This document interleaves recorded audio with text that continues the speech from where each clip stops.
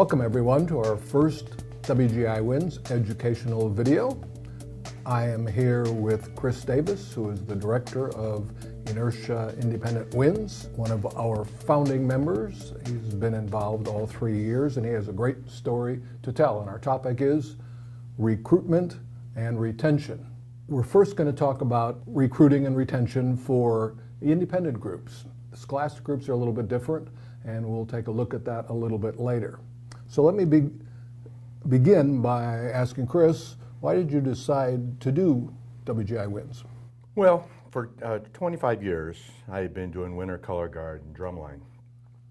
And drumline off and on, but pretty much I had done something with WGI since back all the way to 1984. It was always a dream of mine because being in drum corps, it taught me service back then. It taught me that I wanted to participate and pay forward, because my directors back in the Bluecoats, they did something special for me. They gave me an opportunity to march. And for a poor kid in Akron, Ohio, it was really important to be part of something. So basically, after that 25 years, I decided that I was going to fold the color guard. In 2010, I had folded the drumline, and it just became, just a little much. I just needed a break from it, that kind of thing. After that many years and dealing with that many kids and parents and things like that, I just needed to sort of hold off on the next step. Well, that was 2014, and that was the first exhibitions that were being done by the Winds. Well, my dream back when I was a Bluecoat was, because those directors were so good for me, I always wanted to be a director of a drum corps. Well, I didn't really see that as being viable because the drum corps have become so large and big and that kind of thing, and I didn't really know how to break into that aspect. So I thought, well, this is my opportunity. So at least I would be able to do visual and music and do something fun and interesting. So I just decided that I was going to start. I partnered with somebody originally, and I would always caution everybody, no matter who you partner with, make sure they have the same values that you did. Well, when I partnered with that particular group, we didn't have the same values, so we separated. And on that first day of rehearsal, I'm looking at 4 kids, 2 guard kids and 4 horn players. Well, actually 2 drummers, a brass player, and a woodwind. And I said, well, anybody else, this would be the end. And I decided I was going to keep going. And every week after that, I recruited another kid. I went back to my winter guards, I went back to the drum lines, I went to my friends who were band directors, and I recruited and recruited and recruited all the way until the last day that I absolutely had to put together that show. And it was in February, and I had 15 kids. To anyone else, that would have been a defeat. To me, I said, we're going. Let me go back to that. Once you made the decision to have a group, how did you first advertise that first rehearsal? And the fact that, and we've talked about this before, the fact that you only had a handful of kids and you grew it into a very successful program, that's why I wanted to have you be the person I talked to about this whole topic about recruiting, because you are an expert at it. So how did you advertise? Believe it or not, it was a lot of Facebook. And we just contacted, sent out lots of flyers, lots of information to everybody that was my friends. And at the time, I had 2 instructors that were very loyal to me. They were part of my old programs, and they did the same thing. So Trudy Gossi and Matt Harriet were the people that were with me, and they just went with me every single week, and they recruited until we got that 15 that we needed to actually. We were trying for more, but we just took what we had and decided, well, we're not going to get any more, so we went with it. And did you go out to the high schools? We did a lot of phone calls. Okay. The 2 Westerville South and Westerville North, 2 good friends. John is the band director, and Jordy Villanova was the band director at Westerville North. And they were very supportive. As a matter of fact, Jordy then saw so much potential in us that first year that he came at the end of the season when he was done with his drumline, and he started helping us. And I think that's a very important aspect of getting a group off the ground the first time, is to involve the high school directors, the high school staff, get them hands-on involved with your group, Yep. And then they're certainly going to be supportive. Well, you know, and with that too, we've done that ever since. We found the band directors who were supportive. You know, the Chris Fosters at Bellbrook and the Kathy McIntoshes at Troy. These people saw something in what we were trying to do, and they started, you know, just encouraging their kids to participate. You know, maybe one at a time, but they came through the door, and that's what was important. Were you looking more for current high school members or students that had already graduated? We were taking anyone and everyone who walked through the door. On that first year, we had one of our students was 49 years old. So, and we've had that pretty regularly. Like, you know, even last year, we had a husband and wife team, Ron Duncan and Jody Duncan. Jody is 47, and she marched just like one of the kids, and she did an awesome job. So we don't restrict in any way. Right. Once they told us we could have anybody, we took everybody. And wasn't one of their children in the group? Absolutely. Actually, two. Okay. So we had four of them. He was an instructor. The entire family was in the group with us. That's great. Yeah.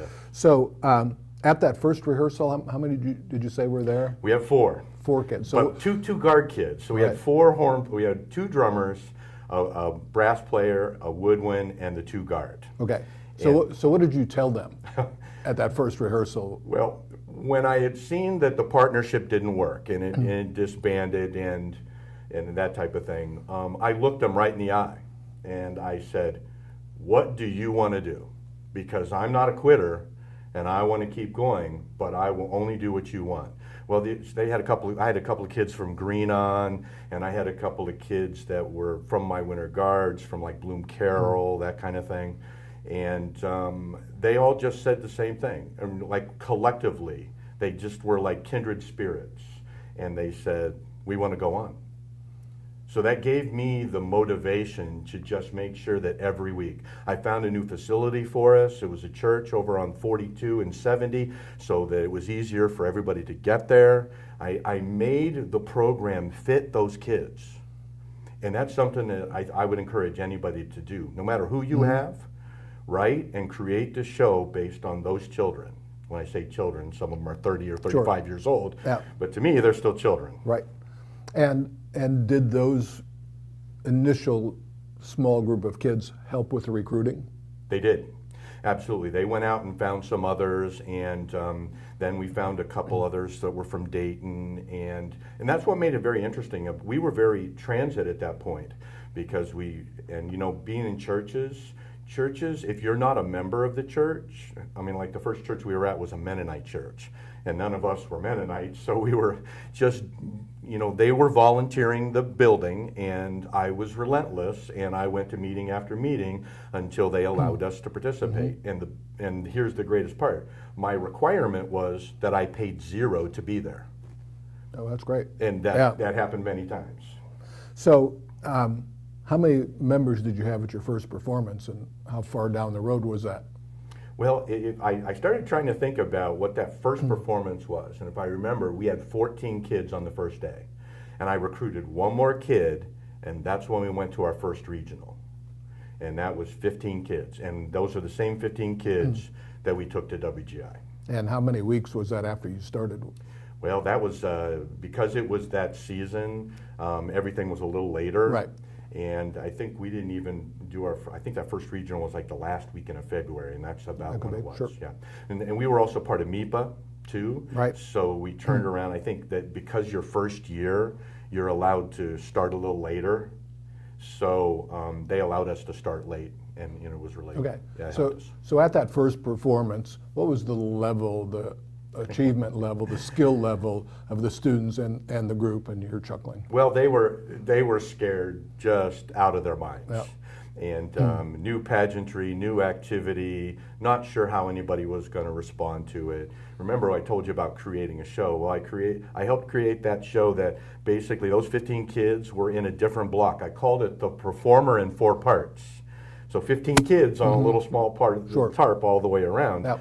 Worked out really well. It did. So, and each one used multi-instruments. Like I literally had them all on brass, then I had them on percussion, then I had them on all woodwinds, and then they were all together at the very end. Yep. It was very interesting, but you know, the greatest part of those kind of things was like the camaraderie between other teams. One time at championships at MIPA, we were trying to, our tarp was heavy. You know, that it was a 60 by 100, and so there's only 15 of us. Well, Rhythm X, the kids on their own, saw that we were struggling to try to get it done, and every one of those Rhythm X kids came and helped us. And they didn't just help us to, you know, to a certain point and then it was done. They made sure that it was perfect so our performance could be perfect on Sunday. That's I fantastic. remembered that. Yeah. I remember that, and that's how I tried to live at that point. I tried to make sure that everybody who needed help got help, and if all they needed was a pair of cymbals, I made sure they had it. Sure. Was there much change in personnel from the beginning of the season to the end of the season? Does some people come and go? Yeah, I mean every year, every week, like I said, there was somebody who came. That doesn't mean they stayed. Right. So, and it literally, but at least I could get them through the door. And then eventually, it was more the first year, it ended up being more social because they sort of knew each other. They knew that we were creating something different and they were willing to take that chance. They were brave. Sure. But it was a social thing. And that sort of proved it when we went into the second season, because a lot of those kids, they were in it for the social reasons. Even though they liked what they were doing and they liked what we created, and they were happy that they had won that first year, because we had tough competition. I mean, we were all, the Lakeshoremen were right there, and I'm very proud of them, and we're very good friends because of that. But those kids decided at that point that they had moved on. So. That's another reason why we started to migrate a little bit. We started to get closer to the kids that were more likely to be in the group in the future. So, what would you recommend? You've already made a few comments. What would you recommend to our viewers? What is the key point in making sure the kid comes back after he walks in the door the first time? Well, they have to feel respected, and I'm going to tell you the secret that I have. It's not much of a secret. I made every deal on the planet to get those kids to stay, participate. I made sure their band directors completely trusted us to the point where if they had a concert band contest that day and we were going to Indianapolis for a regional, those 2 or 3 kids stayed with that band director and made sure that they knew that was our support. And we may have gotten them later, but we marched those holes. We did everything we could to get them to realize that this was not an alien. We weren't trying to take them. We were just grateful that we had them, and hopefully we would give them back better, stronger, better human beings, and maybe a little more talent. Yeah, that's terrific. So going from the end of the first season to the second season, did you take the same approach as far as advertising, as far as retaining all the kids you did have? You didn't have to worry about aging out, especially with the 47-year-old. Right. But was there a different approach that second year? Well, we started thinking about we needed to increase the staff. You got to remember, on the first day we started, up until well into it, I was the only staff member. Right, I remember. That was it. So my friend, like I told you, Matt and Trudy, both came in when they could. One was, she ran the math department for the entire school district in Dayton. So she had a limited amount of time. When she came in, we worked with just what she could put in. I got my friend Jonathan, who's the band director at Ada, to rewrite the music a little bit, so that we could have something, right? Well, these were all just sort of part-timers. I then decided if we were going to make progress, there was 2 things we had to do. We had to continue with not just the advertising, but communicating with the band directors, trying to get them involved. Jordy Villanova then decided that he wanted to be with us full time. He wrote the music for the second year. He added so much heart to what we were doing. And he's a great human being, so that sort of put us on a great pathway. We then added Ron Duncan and Jody Duncan. Those people were just smart and creative, and they got our music to be better. But we made mistakes, like anybody did. Some of those mistakes other people would look at as failures. We looked at it as the next challenge. Sure. We got started late. Our music got started late. So we did the best we could, and we were still in that recruiting. We went from 15 to 23. Right? A lot of those kids had moved on. Some of them stayed with us, and this was a whole new crop of kids from Bellbrook and from Green and Still and Troy and all those areas. When we took those kids, were very eclectic. They were all marching different ways, and so we had to try to get the style together. Well, with the help of these new staff members, we were able to make a lot of headway. The better the staff became, the stronger the kids were too. Sure. And we took everybody. Yep. Remember, we had kids that were autistic. We had kids that had learning deficits. We had kids that were brilliant. We had kids who marched drum corps. They were all over the spectrum, and it was really important that every one of them felt comfortable.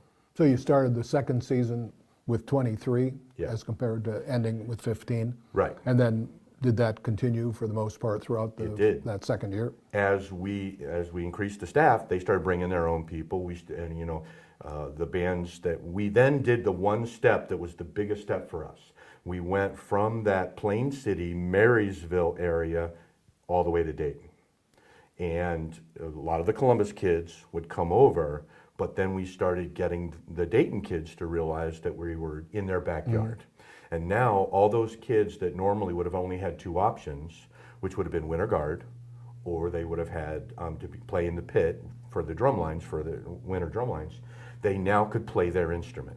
It made the band directors happy because the woodwinds were actually playing woodwinds. Sure. So they became stronger. And that's what we sort of decided at that point, that's where we were going to stay. And we found that there are a lot of high school kids, wind players, very interested in performing in the color guards and in the indoor drum lines.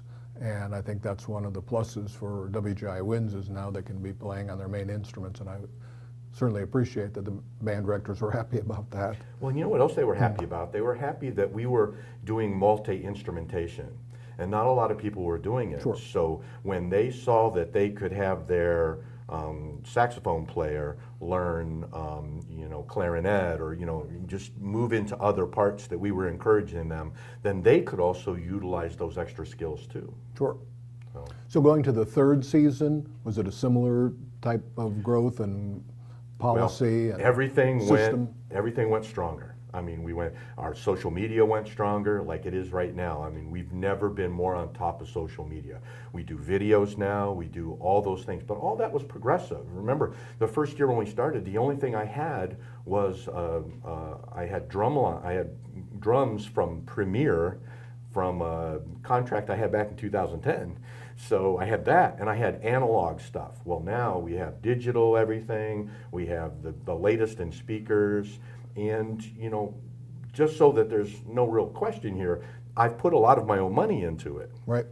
And you have to. And if you're thinking that there is going to be no money involved, that's just not the way the world is. Mm-hmm. When we did the whole Rhythm Intense, we created ways for us to be a greater production, but it also costs more money.